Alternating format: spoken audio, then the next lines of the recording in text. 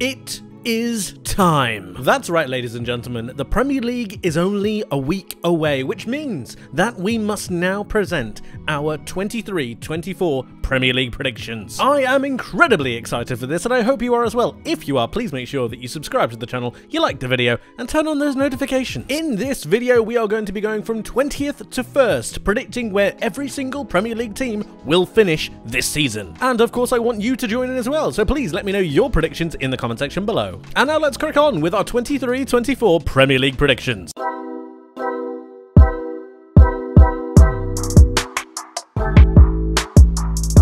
This is never an easy thing to do, but in 20th position, it's Sheffield United. I just don't see the squad depth there. I don't see the depth at all, if I'm completely honest. They haven't spent enough on transfers, in my opinion, to try and bolster that squad to be ready for Premier League football, and they've also lost their arguably best player.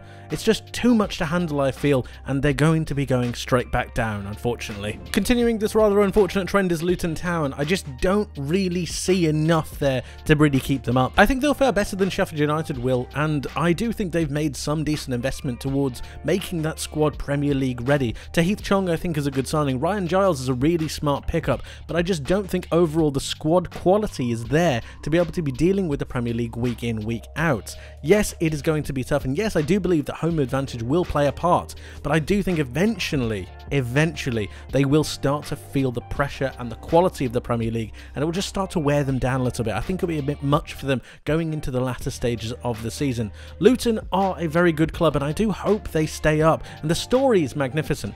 I just think this year might be a little bit too much, but they are building the squad ready to come right back up. Now, this last relegation place was a tough one for me, but I've gone for Wolves. Now, believe me, there were a couple of teams vying for this spot, but Wolves just had a couple extra red flags that really did just take my eye. Julian Lopetegui is extremely unhappy. Let me just stop you there. He's so unhappy that he's left the club. This only reinforces my thoughts on Wolves. And then you have the owners coming out to the fans and saying that they need to be treating this season as if it's Wolves' first time in the Premier League again. Now, that's just not good messaging, and while it might be honest and while it might be upfront, the tone is just so poor. Nathan Collins is another big miss. Ruben Neves is huge to be losing them, so is Joao Moutinho. The experience out of that midfield has now started to dissipate, and a lot is going to be put on Matheus Nunes. Couple that with a lack of creativity, a reliance on a young Fabio Silva now to score some goals, and a striker who has just come back from a major injury. They don't have too many defensive reinforcements. That midfield is very light. It just doesn't look like a squad that is ready to go again. And on top of all that, they still might sell some more players. It's just not a good look. Now, I like Wolves. I think they've got some quality, and the manager is gone. He's gone. He left at the time of recording, and honestly, Gary O'Neill does not fill me with confidence. Time will tell, but the trajectory for them at the moment isn't looking great. And that's why I've got them in 18th. Very close to that relegation zone for me are Everton, who are sitting in 17th. There's something about a safety and a security in Sean Dyche managing this Everton side, and while there are similarities to the way that he's managed Burnley and the spending that both clubs have had, I just get the feeling that Dyche will turn it around sooner rather than later. The squad isn't fantastic, yes, I agree, and a lot is going to be put on Dominic Calvert-Lewin yet again, but Danjuma should be able to come in and make an impact. Add on that with the more direct playing style that they've got going on, and I do think Everton will be able to get results more often than not. Don't get me wrong, it's still going to be an extremely difficult season, and I can see them dropping at some point, but I think that Sean Dyche will bring everyone together, lift them up, and I think they'll just have enough to survive relegation for yet another season. Burnley absolutely wiped the Championship last season, and I do expect them to have an effect on the Premier League. Their expansive football is going to be limited somewhat, and I do think that generally their possession stats are going to be a little bit lower. That being said, they do have some quality and depth, and I do think they've made some very clever signings. James Trafford coming through the door is going to have a lot of expectation on him, yes, but it's a perfect thriving place to be able to get more out of him, and I do think that Vincent Kompany has made some smart acquisitions. I don't think they're going to hit the heady heights that a lot of people think. I don't think they're going to be 10th. I don't think they're going to be in the top half of the table. I could be wrong about that, but generally I don't think they're going to be dancing with the relegation all too much anyway. It's a bit of mid-table mediocrity, which I think will be welcomed for their first year back in the Premier League. And in 15th place, climbing back up the table, we have Bournemouth. Bournemouth are an interesting one. The sacking of Gary O'Neill, I think, took a lot of people by surprise, including myself. They managed to stay up in the Premier League and there's a positive vibe around them. However, they have ambition, they have aspirations, and so they didn't see that with Gary O'Neill. They made the change, and Andoni Iraola is going to be taking them forwards, a creative coach which is going to get them running. And while I do feel like Bournemouth are going to have a pretty okay fine season, I do think they're going to find some hurdles along the way. And we don't really know too much about Iraola and how he's going to be able to deal with those difficulties until we've seen him in the Premier League. Sometimes the league just throws things against teams that they don't expect, and it's those moments that I think Iraola is going to be tested most of all. That being said, their presence on the wings is going to be absolutely fantastic. I do think that Kluivert is a very good signing, but a lot of them are very unproven, especially in the league itself. All of this comes together and I think Bournemouth will have a fine season. Perhaps not the absolutely blistering pace that Bournemouth fans might be expecting, but still perfectly well, and I think the trajectory will be up. And in 14th we have Nottingham Forest. They're going to be quite fun to watch this season, I think. The addition of Anthony Elanga is going to bring an extra prong to that Nottingham Forest attack. And I do think that with Brennan Johnson and Morgan Gibbs-White, considering the pace that all of them have, I think transitionally, Nottingham Forest should be one of the most exciting teams to watch in the Premier League this season. I do have some concerns and reservations about them towards the back end of their squad, but if they manage to get Dean Henderson over the line from Manchester United and manage to bolster just a couple of areas, I think Nottingham Forest are set for a pretty standard mid-table finish. Considering the highs and lows of last season and the stress levels, I think they'd take that this season. Making a dip from their last season progression is Fulham. It's no secret that Fulham had an absolutely sensational campaign last year, but there are going to be problems. The Mitrovic issue is not going away, and I'd argue that he's going to be leaving sooner rather than later. He wants to leave, he doesn't want to be at Fulham, and generally you don't want that kind of attitude, especially if it's from a player like Mitrovic around the squad. They're going to need to replace him then, and I think that's a massive question mark. The focal point that Mitrovic gave Fulham, especially as a crossing opportunity and just to be able to get out from a certain press, was invaluable, and it's going to be difficult to try and find a replacement for that. To make matters worse, Willian is also being linked with a move away, and Marco Silva's name is always being linked to other clubs, especially after their good season last year. I don't think he will leave, and for that reason I think Fulham will be a standard mid-table. Their starting 11 is very good, but a couple of injuries, and I'm not sure they have the depth to really be able to continue that form they found last season. For that reason they're going to be dropping a few places, but still not really messing with relegation. They need to sort the Mitrovic issue, but if they do that, I think they'll have a fine season. This one could come back to bite me. Crystal Palace in 12th. So there are some issues with Crystal Palace. They've lost Wilfried Zaha, they might lose Michael Olise, and generally when you look at that, that's so much quality leaving that Crystal Palace side. Yes, they've made some good acquisitions, but they are not Premier League proven, and it takes a lot to try to find a player that's able to embed himself in a squad like Crystal Palace in the Premier League sooner rather than later. And if they don't have that quality, they don't really have too many options going forwards. The goal return is going to be diminished vastly, and when you look at the amount of goals they were able to score without Zaha and Olise going forwards, Eze is going to have that little bit more pressure on him. And then you'll have a look at the back, and yes, they have quality, yes, they have some quality in midfield, but I just look at Roy Hodgson and think that he knows what he's doing. He's been there, done that, and I think it's that stability that's going to be running through this Crystal Palace side, which is going to keep them out of trouble. A steady 12th for them, but they're going to need to bolster and replace Zaha and Olise if Olise ends up leaving. I could be horrendously wrong about this one as well, but West Ham United are finishing in 11th. Okay, so it's undeniable that there are major issues at West Ham United. There is a massive clash between David Moyes, the hierarchy, what's going on with signings, what's going on with transfers, and it looks like it all might blow up.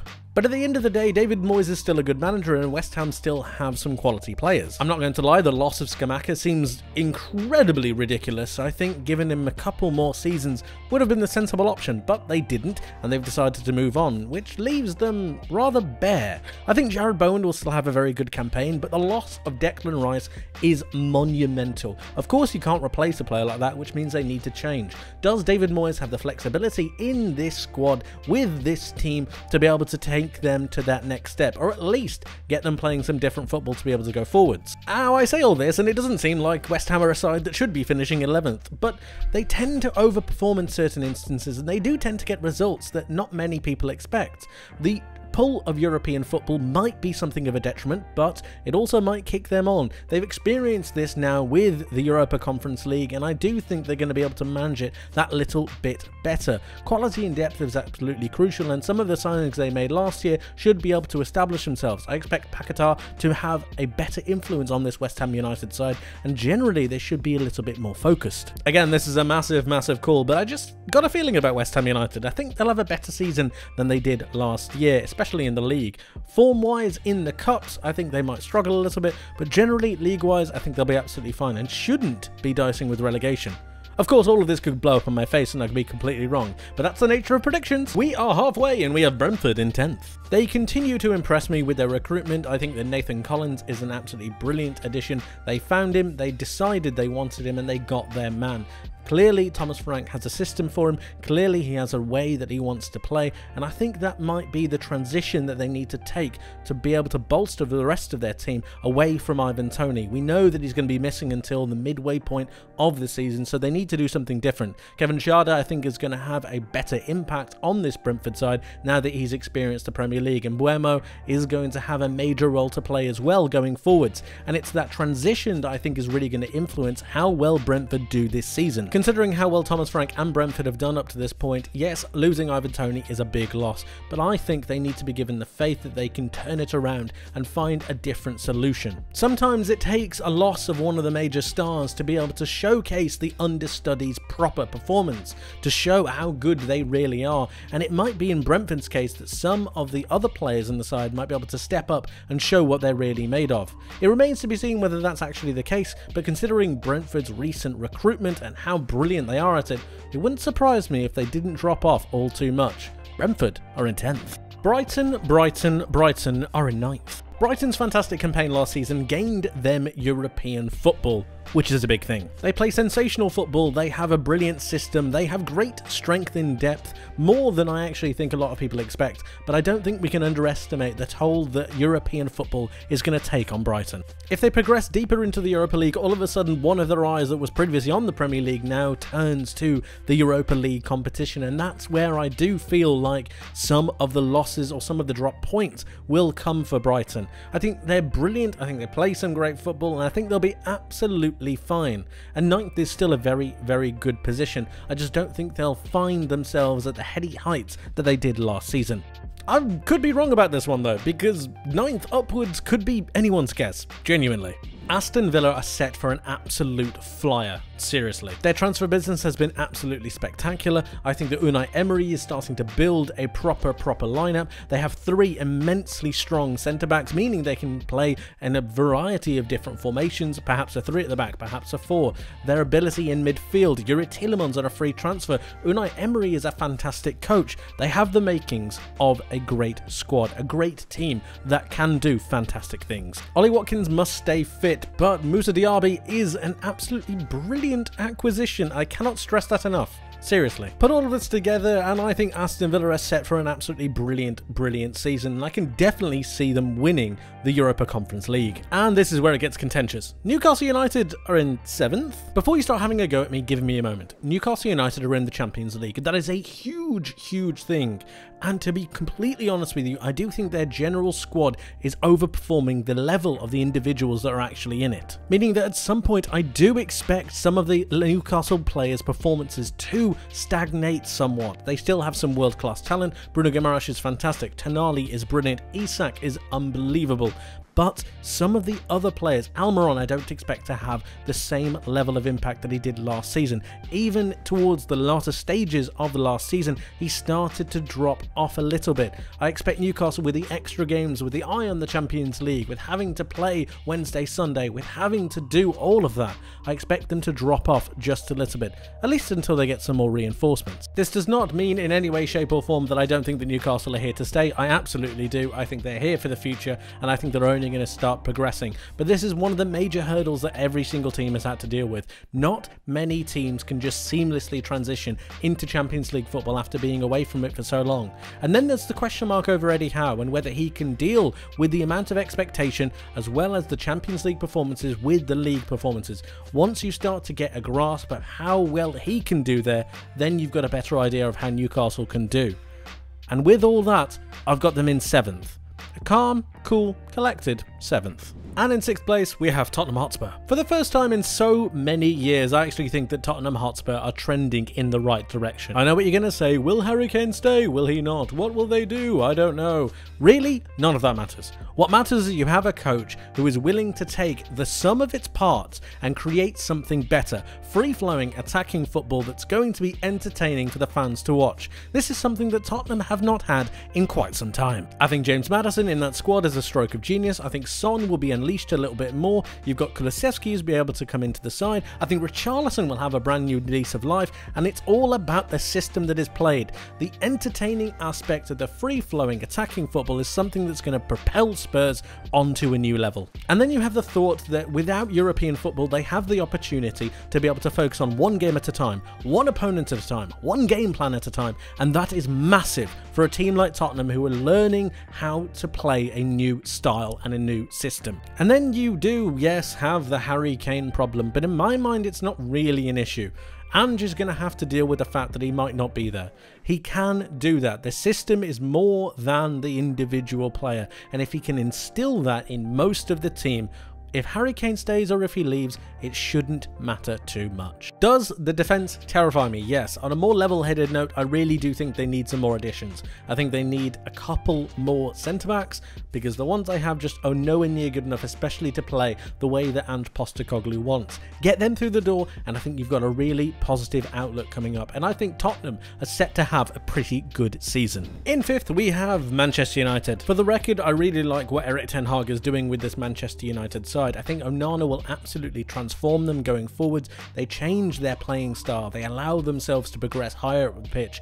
Automatically they move 10-15 yards further forward, making sure that their pressing game is absolutely on point. Mason Mount plays a huge part in that, as does captain Bruno Fernandes, who should be having far more of an impact on this Manchester United side now. Højlund has come through the door, and it means that they have more of a focal point of a striker to play to, but he's only young, so time will tell on how well he's able to impact this side. But it's the allure of European football that I think is really going to be the detriment of this Man United side. It's a completely different animal than the Europa League. All of a sudden players take it a little bit more seriously. Sometimes they look towards the game before actually playing the match of the weekend, and all of a sudden games and performances start to get mismatched. And really, overall, I don't think Man United have the squad or the squad depth to be able to cope with that. I also think there are going to be some pretty massive teething problems when it comes to putting Onana in goal. The back four are not used to playing a high line. They're not used to playing out from the back in the way that Onana does. And really, I think you're going to see some hilarity before you see them actually progress themselves up the pitch and become the stable, organised unit that I think Erik ten Hag wants. I mean, it's not even the start of the season and we're already seeing Onana lobbed from the halfway line. Overall, I actually think that Manchester United find themselves where they should be. I think they arguably have the 5th best squad in the league, and generally that should reflect itself in the Premier League table. Erik ten Hag can only do so much, and really we need to be waiting for how well Højlund can do, and until that point has arrived, I think 5th is a pretty generous assessment of where they should be at. Top 4 places now, and it's starting to get serious. Here's Chelsea. I think it's very easy to look back at the shambles that was Chelsea last season and think there's no way they're going to improve, but they will. You'll see. I'm not a Chelsea fan, but I'm fairly certain that Chelsea will have an absolutely amazing season. Mauricio Pochettino is used to dealing with a lot of young talent, and really when you think about that Chelsea squad, that's all it is. There's not too much experience there, and they are players that Pochettino can really start to mould. Given the fact that they have no European football, they can really focus on one game at a time. Pochettino can get his message to his players more often than not, and really those training sessions in between those Premier League matches are going to be absolutely crucial. Chelsea can start to work on tactics that other teams can't, especially when you start to factor in Europe. And that's without even talking about the abundance of talent that they have in the team. Christopher Nkunku is ridiculous. I think that Nicholas Jackson is fantastic. I actually did a video on him being able to score 15+ goals. He's that good. And in this Chelsea setup with Madueke, with the likes of Mudryk, I just think they have so much quality. Santos is a brilliant player. If they bring Caicedo through the door, currently at the time of recording they have not done this, but if they were to, they just take themselves to a whole new level. Defensively they're pretty brilliant. Reece James is fantastic. Ben Chilwell, they've also got some replacements in the likes of Cucurella, who's able to come through. They've also got brilliant centre-backs. Badiashile is brilliant. You have so much strength in depth, it's just silly. Put all this together and I think you're going to have Chelsea having a pretty sensational season. Okay, before we go any further, I've just got to say that these two were so difficult to predict. However, I've made my mind up and now we're going to reveal. In third place, we have Arsenal. Arsenal, I think, had a fantastic season last year. They were sensational. However, they still managed to falter, and I think it was something of a free hit for them. 7 points clear at one point during the season, they still managed to capitulate. Now, that's nothing against them per se, but it was the best chance that I think they're ever going to have. Declan Rice is a fantastic addition, as is Kai Havertz, and I know that's a contentious point, but I think Havertz will come into his own sooner rather than later. Mikel Arteta is proving that he is a fantastic coach, and I think he'll do exactly the same. I think Arsenal will be in the Premier League title race. I just once again think they'll fall short that little bit. And then there's the big thing. The allure of Champions League football, it's back at the Emirates and they will be buzzing. I actually predict Arsenal to do fantastically well in the Champions League. They are in my mind one of the best teams in Europe and I can really see them making a run through into the latter stages of the tournament. But their brilliant run will come at a cost, and that cost will be one of the two major places in the Premier League. Bukayo Saka, I think, will progress onto another level yet again, and if they haven't started to do this already, people will start talking about Bukayo Saka as one of Europe's elite. You might be listening to all this and thinking, why on earth have you not put them first? Well, to tell you the truth, I think they need one more year. I think they need one more set of signings and a little bit more experience under their belts to be able to take them that little bit further. They need to experience the Champions League and then continue in the Premier League itself to be able to really establish themselves as one of the teams that should be winning the title. I think a proper backup for Bukayo Saka is needed, and I'm not really sure what they're doing with a goalkeeping situation. David Raya has not come through the door at the time of recording. However, I just think that the idea of having two first-team goalkeepers isn't something that they should be relying on, and the idea that they're going for a goalkeeper rather than going for a Saka backup seems strange to me. Again, I just need to make this clear, like my Newcastle point. Just because I have Arsenal in third and not winning the title does not mean I think they're going to fall off a cliff. Far from it. I think they will be there or thereabouts, but I just think that the other two teams will have a little bit too much for them. And they're not really pushovers either. And that leaves the final two, Liverpool and Manchester City. Let's talk about Liverpool first. I think they're going to have a really, really good season. Their change in midfield is something that they've needed for quite some time, and that was the major sticking point as to why they were performing so badly last season. Add in Dominic Szoboszlai and Alexis McAllister, and all of a sudden that Liverpool midfield is transformed. Don't get me wrong, they still need more. The loss of Fabinho and Jordan Henderson will leave a mark, and they do need a central defensive midfielder. But add in Trent Alexander-Arnold into that midfield, pulling the strings, and I think Liverpool become something different entirely. In fact, I'd go as far as to say that Trent Alexander-Arnold will be Liverpool's most integral player next season. We all know how good he was from the right-back position, but now move him into midfield, and I think he becomes a completely different player. All of a sudden, there are so many more options for him to choose from in midfield, and that's down to the attacking potential that Liverpool have. Liverpool arguably have one of the most devastating attacks in the league on their day. Luis Diaz, Cody Gakpo, Mo Salah, Darwin Núñez and Diogo Jota, a ridiculous amount of attacking talent who all could score 10 plus goals next season. Combine this ridiculous attacking talent with the ability of Trent Alexander-Arnold and you've got a recipe for a ridiculous amount of goals. And then there's Jurgen Klopp. You've got to have faith in Jurgen Klopp that he's going to turn it around. The man is a genius at being able to create different scenarios for players in a method that suits both his style and Liverpool's playing style. It is going to be extremely interesting to see how Liverpool progress throughout the season, but I've got a feeling it's going to be pretty special. They finish in second for me. And that means that Manchester City will be your 2023-24 Premier League champions. But not for the reason that you think. Erling Haaland, yes, is fantastic. He's brilliant. Kevin De Bruyne is, again, a genius. Bernardo Silva running down that wing is fantastic. But I actually think it's the defence that will win them this title. I actually think that Manchester City have the best defence in the Premier League by quite some way. Tall, fast, pacey centre-backs who are able to hold a high line with ridiculous possession stats. Oh, and they've also added Gvardiol. Great. Add to that one of the best goalkeepers in the league, and the fact that Pep Guardiola doesn't like his side to give the ball away ever. it wouldn't surprise me if Manchester City concede a ridiculously low amount of goals next season. I don't think they'll win the treble, I don't think anything mad like that will happen. However, with Erling Haaland's goals, with Man City's creation and their ridiculous defence, I reckon Man City could go invincible this season. Yep, that's right, I think that Manchester City have all the credentials to go unbeaten. It's a bold claim, I agree, but if there is any team that has the ability to do it, it is Manchester City. And if they don't do it, I'm sure they'll settle for the Premier League title. And those are my Premier League predictions. Now, I want to hear yours. Let me know your 20-1 down below in the comments. I'd love to see them. Let me know your thoughts on how you think the Premier League season is going to play out. It's only just getting started, as are we on this channel. So stay tuned for everything coming up in the new season. Make sure you subscribe, you like the video, and turn on those notifications. Thank you ever so much for watching. I'll see you guys in the next one. Take care.